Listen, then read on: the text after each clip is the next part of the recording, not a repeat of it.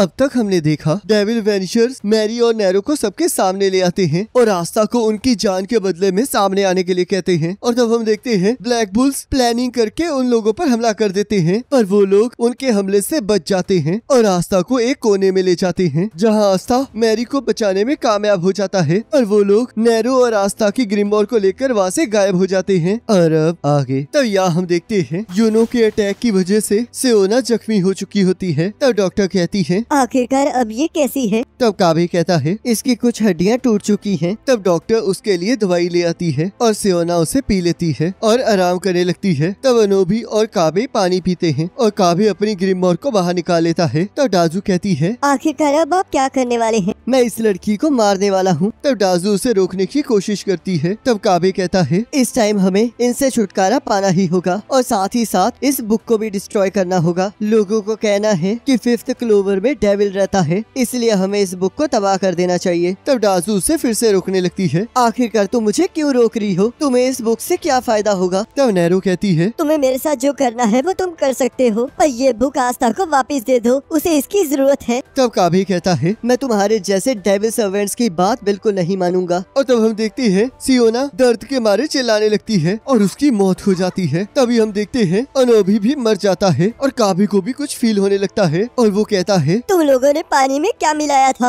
आखिरकार तुम लोगों ने हमें धोखा क्यों दिया? तब डाजू कहती है क्या तुम्हें अब भी समझ नहीं आया? हम लोग डेविल को मारना नहीं चाहते हैं, क्योंकि हम लोग डेविल बिलीवर्स हैं और हम डेविल की पूजा करते हैं। तुम्ही ने तो मुझे यहाँ पर डेविल को मारने के लिए बुलाया था, तो आखिरकार तुम्हें हमसे क्या काम था? हम बस तुम्हारी डेविल के खिलाफ नफरत का फायदा उठाना चाहते थे, क्योंकि मैजिक पार्लियामेंट के मेंबर होने के नाते तुम्हारे पास वो इन्फॉर्मेशन थी जिस तक हम कॉमनर्स कभी नहीं पहुँच पाते, और हमें कोई ऐसा चाहिए था जो कि मैजिक को यूज कर सकता हो। आखिरकार अब इसका क्या मतलब है? तुम जैसे लोग कभी नहीं समझ सकते कि कुछ लोग ऐसे भी हैं जिनके पास बहुत कम मैजिक है। तब हमें एक फ्लैशबैक दिखाया जाता है जहाँ डाजू कहती है गर्मियों में एक दिन मेरे पड़ोस के कुछ दोस्तों ने मेरी मदद मांगी। वो लोग चाहते थे कि मैं अपने कैटलिस्ट मैजिक से उन दोनों के मैजिक को जोड़ दूं, ताकि मैं उनके आइस और वाटर मैजिक को मिलाकर सबको ठंडक पहुंचा सकूं। वो लोग बहुत खुश लग रहे थे और मुझे भी इस बात से बहुत खुशी हो रही थी। पर फिर मैंने शाम को उनकी बातें सुनी और वो कह रहे थे कि वो मेरे फ्रेंड्स इसलिए बने क्योंकि वो लोग कुछ अडल्ट्स को इम्प्रेस करना चाहते थे, और क्योंकि मैं ज्यादा मैजिक को यूज नहीं कर सकती थी तो वो इसलिए मुझ पर हंस रहे थे। बचपन से ही हमें बताया जाता है कि जिन लोगों के पास कम मैजिक होता है वो इस किंगडम के किसी काम नहीं आ सकते। तब काबे कहता है क्या तुम्हें लगता है कि इससे तुम्हें मदद मिलेगी? बिल्कुल, क्योंकि अब तक हम किसी के लिए भी एग्जिस्ट नहीं करते थे, पर अब आस्था आ गया है जिसके पास कोई भी मैजिक नहीं है, पर उसने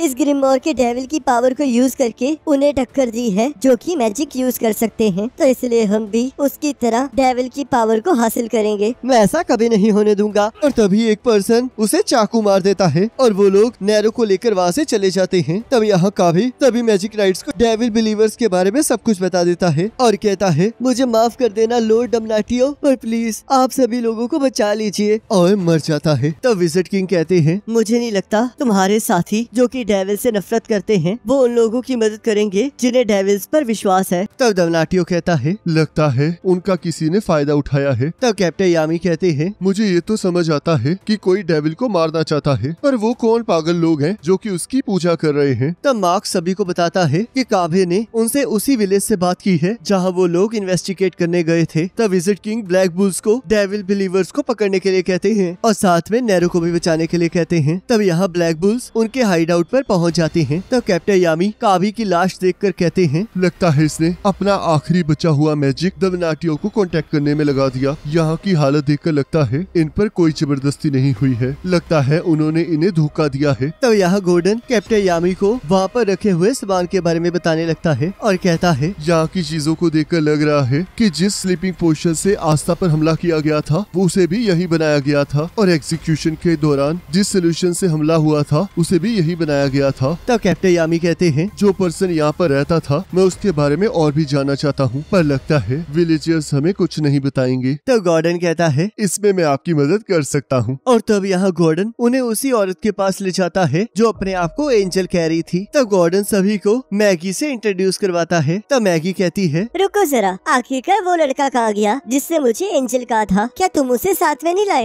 होश इस टाइम अपनी बहन पर हॉस्पिटल में बैठ बैठकर नजर रख रहा है। तो आखिरकार उसने अपनी बहन को ढूंढ ही लिया। तो कैप्टन यामी कहते हैं, मैं ये देख पा रहा हूँ कि आप दोनों को फिर से एक दूसरे से मिलकर काफी खुशी हो रही है, पर इस टाइम हमारे पास टाइम नहीं है। हम उस इंसान के बारे में जानना चाहते हैं जो कि विलेज के बाहर जंगल में रहता था। तो तुम उस डॉक्टर की बात कर रहे हो? मैं तुम्हें उसके बारे में सब कुछ बता दूंगी, पर तुम्हें वादा करना होगा कि तुम अगली बार गोश्त को अपने साथ लेकर आओगे। तब कैप्टन यामी हाँ कह देते हैं। तो मैगी उन्हें बताती है कि वो अच्छे से मैजिक को यूज नहीं कर पाती थी, जिसे सुनकर नोवेल हैरान हो जाती है। तो मैग्ना कहता है, लगता है तुमने ये पहली बार सुना है। तो कैप्टन यामी कहते हैं, हम इसे ब्लेम नहीं कर सकते क्योंकि इसके घर में सभी लोग मैजिक यूज कर सकते हैं, पर हमारे पास एक ऐसा लड़का है जो कि सबसे अलग है क्योंकि वो थोड़ा सा भी मैजिक यूज नहीं कर सकता। तो मैगी कहती है, पर वो डॉक्टर पोशन बनाने में एक्सपर्ट थी और यहाँ के सभी लोग उसी से मेडिसिन लेने चाहते थे, और क्योंकि वो ज्यादा मैजिक यूज नहीं कर सकती थी तो शायद इसी वजह से वो इतनी एक्सपर्ट बन गई थी। और इससे मुझे एक और चीज याद आई, क्या तुमने उसकी बेस्ट फ्रेंड डाजू के बारे में सुना है? उसने अपने पति और उसकी माँ को द आई ऑफ मिडनाइट सन के अटैक में खो दिया, और डाजू भी डॉक्टर की तरह अच्छे से मैजिक यूज नहीं कर सकती थी, पर उसने कभी भी हार नहीं मानी। वो सच में बहुत अच्छी लड़की है। जब उसकी मदर और उसके हस्बैंड जिंदा थे तब वो अपनी जिंदगी में बहुत ज्यादा खुश थे। तब कैप्टन यामी डाजू के घर का पता पूछते हैं और वहाँ जाकर उन्हें एक फोटो मिलती है, जिससे कैप्टन यामी और फिंडल को याद आता है कि वो उससे पहले भी मिले हैं। तब यहाँ नोवेल कहती है, पर एक मिनट रुको, मैगी ने तो कहा था कि डाजू बहुत ज्यादा खुश थी, पर वो इस फोटो में तो बिल्कुल खुश नहीं लग रही है। तब कैप्टन यामी कहते हैं, पर मुझे कोई ये बताओ कि उसकी फैमिली को अगर डेविल ने मारा है तो वो डेविल की पूजा क्यों कर रही है? तब वो ये सारी न्यूज विजिट किंग को बताते हैं और विजिट किंग उन्हें आगे बढ़ने के लिए कहते हैं। तब कैप्टन यामी कहते हैं, मुझे पता है कि आप चाहते हैं कि हम उनका पीछा करें, पर ऐसे बिना एम के इधर उधर भटकना बेकार है। तुमने सही कहा, और शायद मुझे पता है कि वो लोग कहाँ हैं। उन्होंने काबे के साथ दोस्ती की थी, जिसके पास किंगडम की इंफॉर्मेशन थी, तो उन्हें पता होगा कि स्पेड किंगडम में मैगीक्यूला नाम का एक डेविल रहता है। तो इसलिए वो नैरो को अपने साथ ले गई ताकि वो मैगीक्यूला को नैरो को एज अ गिफ्ट दे सके, और शायद आस्था की ग्रिमोर उन्होंने इसलिए उठाई थी ताकि वो आस्था को भी ग्रिमोर के साथ मैगीक्यूला को गिफ्ट कर सके। तो वो पक्का स्पेड किंगडम गए होंगे ताकि वो डेविल को ज्वाइन कर सके। पर वो ऐसा क्यों कर रहे हैं? ये तो अब उनसे मिलकर ही पता लगेगा, पर हमें एक चीज पता है कि अगर उन्हें स्पेड किंगडम पहुंचना है तो उन्हें फोर्सेकन रेल्म के बॉर्डर को पार करना होगा। तो इसलिए अब मैं तुम लोगों पर भरोसा कर रहा हूँ। तब कैप्टन यामी सभी को मिशन की तैयारी करने के लिए कहते हैं, और यहाँ फिनरल गोश को उस मिशन के बारे में बताता है। तब गोश मना कर देता है। तो सिस्टर थेरेसा कहती है, अगर तुम ऐसा करोगे तो मैरी को तुम पर बिल्कुल प्राउड नहीं होगा। अब आखिरकार तुम यहाँ पर क्या कर रही हो? मैं यहाँ तुमसे उसे बचाने आई हूँ। मैं उसे कहीं जाने नहीं दूंगा। चिंता मत करो, मैं उसका ख्याल रखूंगी, तो इसलिए जाकर अपना काम करो। इस टाइम मैरी के ऊपर ध्यान रखने से जरूरी कुछ नहीं है। क्या तुमने कभी सोचा है कि मैरी को असली खुशी क्या चीज देती है? तो गोश को याद आता है कि उसकी बहन ने उसे एक सच्चा मैजिक राइट बनने के लिए कहा था, जिस पर कि वो प्राउड कर सके, और तब गोश वहाँ से जाने के लिए मान जाता है। तब कैप्टन यामी उसे स्पेशल पोर्टल के जरिए खींच लेते हैं, और यहाँ ब्लैक बुल्स अपने बेस को लेकर उन डेविल बिलीवर्स को ढूंढने निकल जाते हैं, और यहाँ बाकी मैजिक नाइट स्क्वाड्स बाकी जगहों पर चेक करने चली जाती है। और तब यहाँ कुछ दिनों की मेहनत के बाद भी ब्लैक बुल्स को कुछ नहीं मिलता है। तब यहाँ कैप्टन यामी कहते हैं, हम लोग फोर्सेकन रेल्म में ढूंढ ढूंढ कर थक गए हैं, पर हमें अभी तक कुछ नहीं मिला है, और न ही हम अभी तक उनके मैजिक को ट्रेस कर पाए हैं। तब विजिट किंग कहते हैं, लगता है वो कुछ ऐसा यूज कर रहे हैं जिससे कि उनका मैजिक ट्रेस नहीं किया जा सकता, और बाकी स्क्वाड्स को भी कुछ नहीं मिला है। अब मेरे हिसाब से डेविल बिलीवर्स फोर्सेकन रेल्म को क्रॉस कर गए होंगे और स्पेड किंगडम में घुसने की कोशिश कर रहे होंगे। ये तो मैं जानता हूँ, क्योंकि हमें यहाँ पर कुछ ऐसे साइंस मिले हैं जो कि प्रूफ करते हैं कि वो लोग यहाँ से गए हैं। तब यहाँ मैग्ना आस्था और नोएल को बताता है कि इस विलेज में से भी कुछ लोग गायब हो गए हैं। तब नोएल कहती है, ये वो सारी जगह हो रहा है जहाँ जहाँ से हम आए हैं। तब आस्था कहता है, क्या इनके पीछे डेविल बिलीवर्स का हाथ है? तब यहाँ मैग्ना कुछ लोगों से बात करने की कोशिश करने लगता है, पर वो लोग उसे इग्नोर करके वहाँ से चले जाते हैं। तब मैग्ना कहता है, आखिरकार ये लोग हमें ऐसे इग्नोर क्यों कर रहे हैं? तब नोएल कहती है, ये सब कुछ द आई ऑफ मिडनाइट सन के अटैक की वजह से है, क्योंकि फोर्सेकन रेल्म के लोगों को लगता है कि मैजिक नाइट्स ने उन्हें उस हमले से नहीं बचाया है, और ऊपर से कुछ मैजिक नाइट्स ने तो खुद ही हमला किया था। तब हम यहाँ देखते हैं एक लड़का कहीं जाने की बात कर रहा होता है। तब उसकी माँ कहती है, क्या तुम्हें सच में लगता है कि वो लोग डेविल पावर से तुम्हारी लात को ठीक कर देंगे? आखिरकार तुम ऐसी बातों पर कैसे विश्वास कर सकते हो? मुझे इस बात पर पूरा विश्वास है, क्योंकि मैजिक नाइट पे एक लड़का है जिसे डेविल की वजह से पावर मिली है, जबकि उसके पास तो कोई मैजिकल पावर भी नहीं थी। पर उस पर इस टाइम केस चल रहा है। इससे कोई फर्क नहीं पड़ता, क्योंकि जब मेरे पास डेविल पावर्स आ जाएंगी तब मुझे किसी से भी डरने की जरूरत नहीं पड़ेगी। और तो वो वहाँ से जाने लगता है। तब उसके फादर उसे रोकने की कोशिश करते हैं। तब वो लड़का कहता है मुझे जाना ही होगा, क्योंकि वो लोग इस टाउन के बाहर मेरा इंतजार कर रहे हैं। तब यहाँ मैग्ना, आस्था और नोएल ये बातें सुनकर उस जगह की तरफ चल पड़ते हैं और कैप्टन यामी को इसके बारे में बता देते हैं। पर वहाँ भी उन्हें कुछ नहीं मिलता। तब मैग्ना कहता है क्या तुम उस बच्चे की बात से परेशान हो आस्था? आखिरकार अब मैं कैसे कहूँ, मुझे पता है कि वो लड़का